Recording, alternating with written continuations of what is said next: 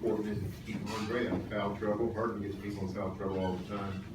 Looks like you want to play Andre anytime Harden's on the court. How do you keep him out of foul trouble? Well, clearly, Andre's been our best defender all year long, and I think one of the best defenders in the league. Certainly keeping him on the floor is important to our team.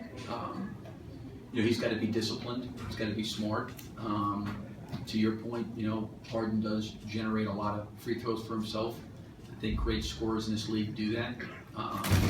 So we'll have to do a good job. And, certainly I think even besides that, I think Andre's an important piece to our team, regardless of the defensive end, just different things that he does for our team. He impacts things in a very positive way for us. So certainly want him to not be in foul trouble, but if that happens, we'll have to deal with it.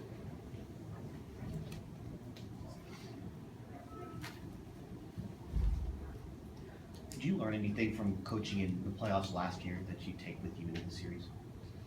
One is I think the emotional swings, from game to game, that happens.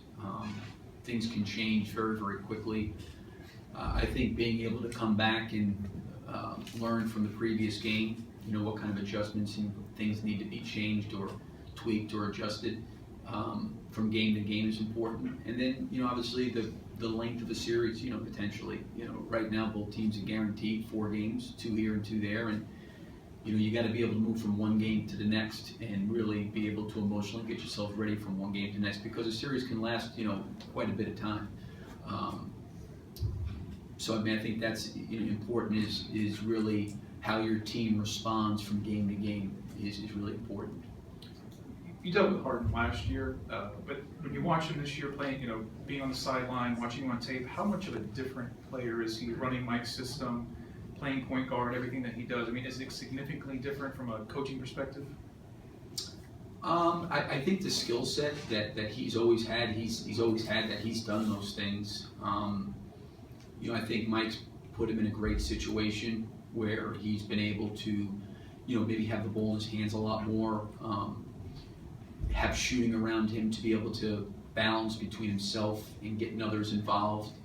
Obviously he's had a terrific year and has done a lot of different things, but the things that he's doing in terms of his talents, he was doing those things last year as well. But I think now because he's the primary guy with the ball in his hands, it's probably opened up things for him more, and then Mike's obviously done a terrific job putting him in position to be extremely effective.